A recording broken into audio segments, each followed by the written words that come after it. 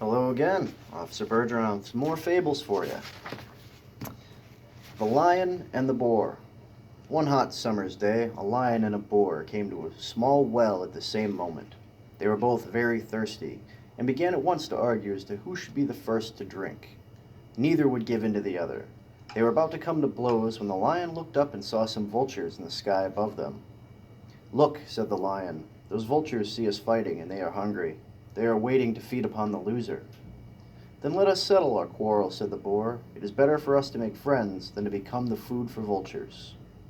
"I agree," the lion said. "In the face of common danger, small differences are best forgotten." Jupiter and the Bee. The queen bee once wished to offer a gift of honey to Jupiter. She collected the freshest honey for her honeycombs and flew it up to Mount Olympus.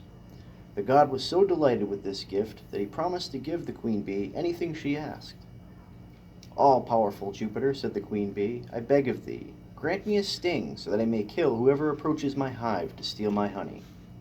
Jupiter was shocked that the queen bee would wish to revenge the theft of her honey in this way, but he could not take back his promise, so he said, "You shall have your sting, and when you attack anyone who takes your honey, the wound shall be fatal."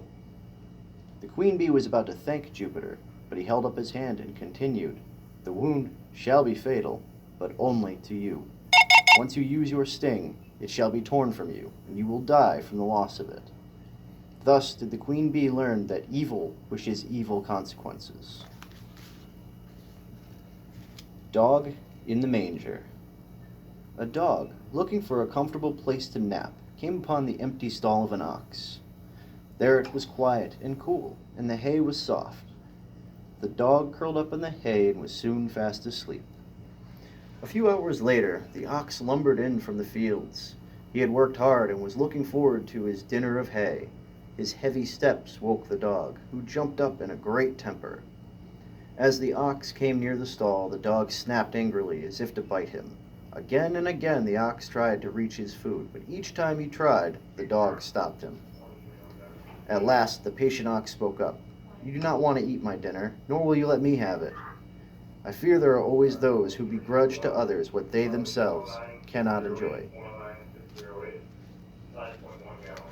The Crow and the Pitcher. A crow who was almost dying of thirst came upon a pitcher which had once been filled with water. But to his dismay, the crow found that the water was so low he could not reach it. He tried with all his might to knock the pitcher over, but it was too heavy. Then he saw a pile of pebbles nearby.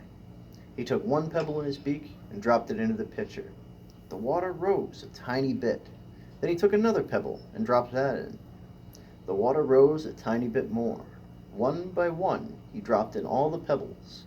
When he had dropped in 100 pebbles, the water at last rose to the top.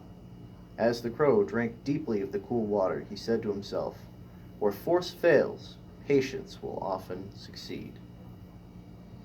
I like that one in particular because they actually did studies that show ravens will do that.